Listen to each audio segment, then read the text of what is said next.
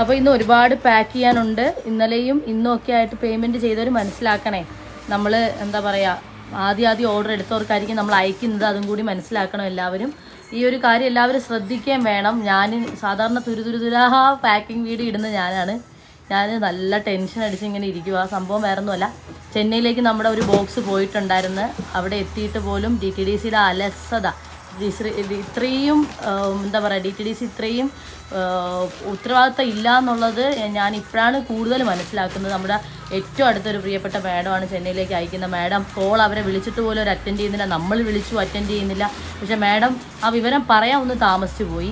അപ്പം ആ സമയത്ത് ഒരു പക്ഷേ പെട്ടെന്ന് നമുക്ക് കിട്ടിയിട്ടില്ല എന്നുള്ള വിവരം പറയുവാണെങ്കിൽ ഓൺ ദ സ്പോട്ടിൽ നമ്മളെ DTDC അറിയിക്കുക. അവർ മെയിൻ ഓഫീസിലോ അല്ലെങ്കിൽ ഹെഡ് ഓഫീസിലൊക്കെ വിളിച്ച് കംപ്ലയിൻറ്റ് കൊടുക്കാൻ പറ്റും. ഇപ്പോൾ മാഡം കൊടുത്തിട്ടുണ്ട്, നമ്മൾ കൊടുത്തിട്ടുണ്ട്.